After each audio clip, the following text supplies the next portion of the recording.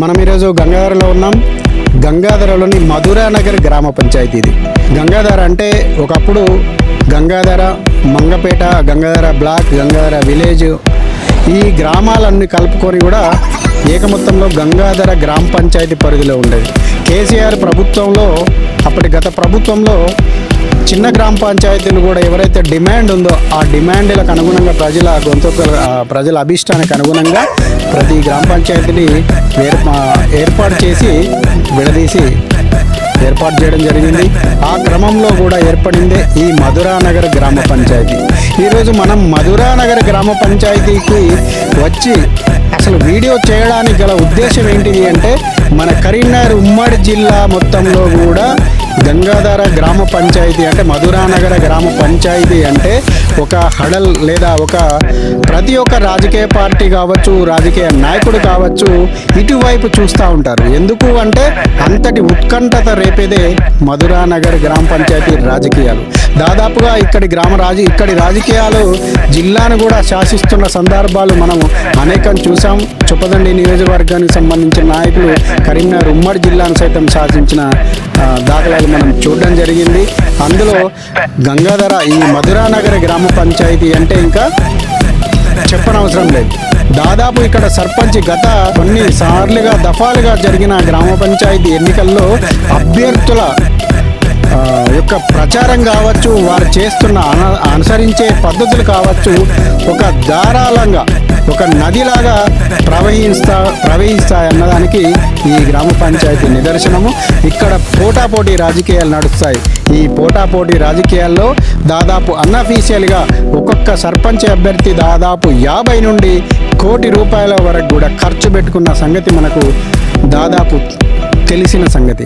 కానీ ఇక్కడున్న వనరులు కావచ్చు, లేకపోతే రాజకీయాలు కావచ్చు, ఇక్కడున్న వ్యవస్థ కావచ్చు, ఆ రకంగా వారిని డబ్బు ఖర్చు పెట్టుకునే క్రమంలో ప్రోత్సహిస్తున్నట్టుగా మనకు తెలుస్తూ ఉంది. కానీ ఎంత చేసినా రాజకీయ నాయకుల దృష్టి అంతా కూడా ఈ మధురానగర్ గ్రామ పంచాయతీలో వైపు చూస్తూ ఉంటుంది. ఎందుకంటే ఈ మధురానగర్ గ్రామ పంచాయతీ సర్పంచ్ ఎన్నికలు కావచ్చు, లేదా ఎంపీటీసీ ఎన్నికలు కావచ్చు, ఎలా ఉండబోతున్నాయి అనేది రేపు రిజర్వేషన్ ఏర్పడిన దానివల్ల ఇప్పుడు మధురానగర్ గ్రామ పంచాయతీ జనరల్ కోటా కిందికి రావడం జరిగింది.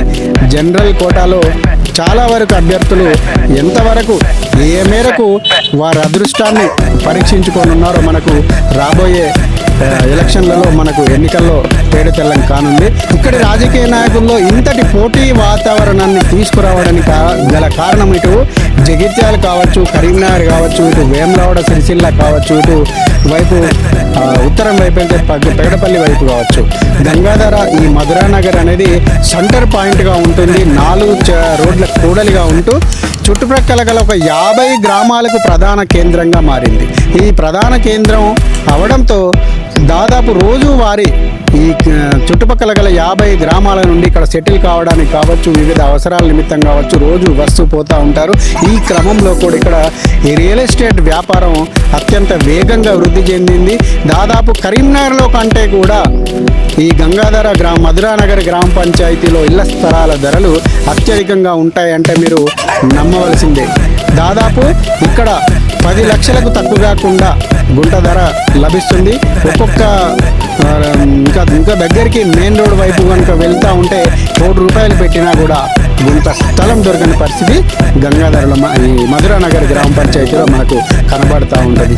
దీంతో ఇక్కడి రాజకీయ నాయకుల్లో కూడా ఇంతటి పోటీ వాతావరణం ఏర్పడి ఒక రకమైన ఉద్విగ్న భరితమైన వాతావరణం ఏర్పడడం కావచ్చు.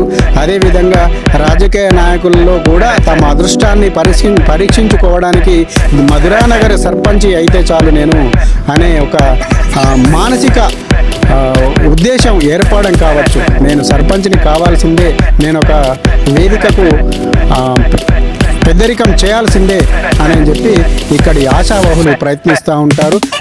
అంతవరకు మనం ఒకసారి గ్రామ పంచాయతీ మొత్తం ఈ యొక్క గ్రామ పంచాయతీ పరిధిని మీకు మన వీడియోలో చూపించే ప్రయత్నం చేస్తాను. దాదాపుగా మనం చెప్పుకున్న గడిచిన చాలా దఫాల్లో కూడా అనేక లక్షల రూపాయలు కూడా ఖర్చు పెట్టి సర్పంచ్ ఎలక్షన్ల కోసం వాళ్ళు పోటీ పడి మరి పోటీ వాతావరణాన్ని సృష్టించుకున్న దాఖలాలను మనం చూసాం.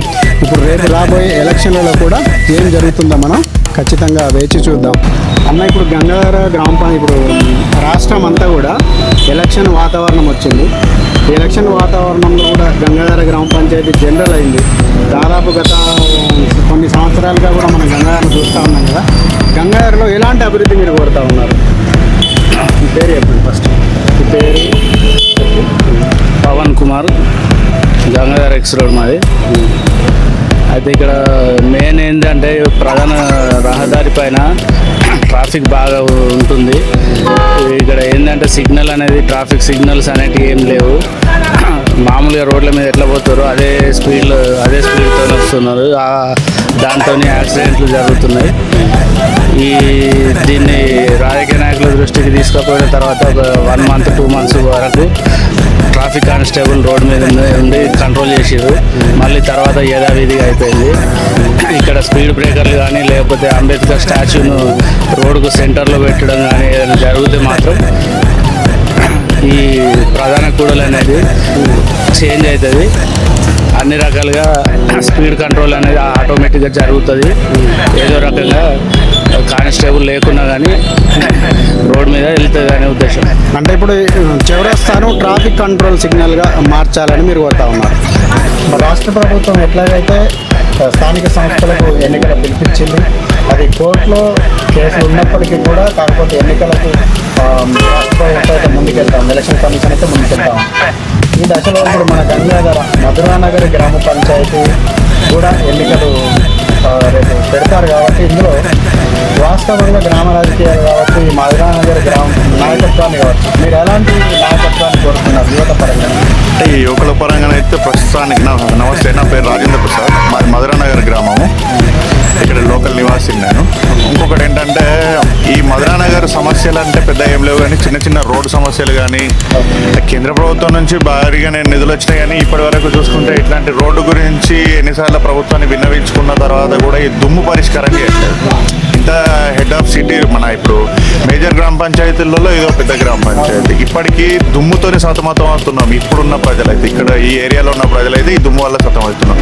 ఇంకోటి ఏంటంటే మెయిన్గా ఓపెన్ జిమ్ అని చెప్పేసి చాలా మంది సర్పంచ్ అభ్యర్థులు కానీ ఎంపీడీసీ అభ్యర్థులు కానీ ఎవరు ఓపెన్ జిమ్ అంటున్నారు. కానీ ఇప్పటికైతే సరైన జిమ్ అవకాశాలు కానీ ఒక డిగ్రీ కాలేజ్ గ్రౌండ్ కానీ డిగ్రీ కాలేజ్ కానీ ఇట్లాంటి ఏమి సదుపాయాలు లేవు ప్రస్తుతానికి. ఫస్ట్ ఈ సదుపాయాలన్నింటినీ పూర్తి చేయాలి. ఇప్పుడు పాత హామీలు పోతే పోయినాయి, ఇప్పుడు కొత్త హామీలు, కొత్త గవర్నమెంట్ చేయలేని పని ఇప్పుడు గ్రామ పంచాయతీలలో నిధులు లేవు. వాళ్ళ నిధులు ఏదైనా తీసుకొచ్చి పెడదామన్నా కానీ నిధులు లేవు. ఈ గ్రామ పంచాయతీ ఎలక్షన్లు కానీ ఎంపీటీసీ కానీ జెడ్పీటీసీ కానీ ఎలక్షన్లు పూర్తయితే కానీ ఈ నిధులు విడుదల కాని పరిస్థితిలో ఉంది ప్రస్తుతం. ఆ నిధులు విడుదల చేసి ఫస్ట్ ఊరును డెవలప్ చేయాలని ఎవరైనా సర్పంచ్ అయినా ఎంపీటీసీ అయినా జెడ్పీటీసీ అభ్యర్థులకు ఎవరికైనా మా వ్యక్తి అదే. ఈ సందర్భంగా మీరందరూ కూడా ఈ జనంగొంతుకు లైక్ చేయండి, షేర్ చేయండి, అదేవిధంగా సబ్స్క్రైబ్ చేయండి. మీ అభిప్రాయాలు కూడా కింద కామెంట్ల రూపంలో తెలియజేయండి. జై హింద్, భారత్ మాతాకి జై.